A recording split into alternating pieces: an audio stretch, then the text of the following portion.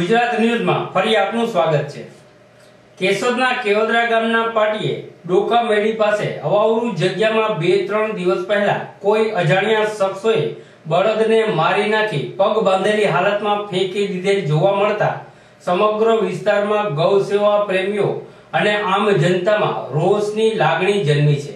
આ મૃતપાય બળદ આજુબાજુના ખેડૂતોના ધ્યાન પર આવતા અખિલ ગૌ રક્ષા સેના અને રાધે કૃષ્ણ ગૌશાળા કેશોદના કાર્યકરોને જાણ કરી હતી, જેથી બંને સંસ્થાના આગેવાનો તાત્કાલિક ઘટના સ્થળ પર દોડી ગયા હતા, પરંતુ બંને પગ બાંધી દીધેલી હાલતમાં જોવા મળતા લોકોમાં આશંકા જાગી છે કે આ કારસ્થાન કદાચ બળદની કતલ કરતી ગેંગના કોઈ વ્યક્તિનું પણ હોઈ શકે। તેમજ બળદ આસપાસ ટ્રેક્ટરના વ્હીલના નિશાન દેખવામાં આવેલ છે।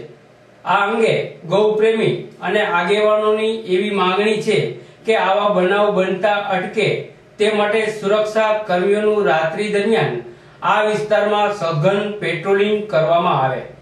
અખિલ ગૌરક્ષક સેના પ્રમુખ કેશોદ તાલુકા અને અમને જાણ સાથે ડોકા મેળીએ આ બળદનું અને આની પહેલાં એક દી બીજે દી બનેલું, તો અમે બધા ભેગા થયા રાધેકૃષ્ણ બેન ગૌશાળાવાળા અને અખિલ ગૌરક્ષકવાળા અને જાણ સાથે અમે જોવા ગયેલા। ત્યાં હતું બળદને એ વાસળું, હાથ પગ બાંધેલી અને હાથ પગ બાંધેલા હતા અને નાખીને નીકળી ગયેલા ટ્રેક્ટરમાં।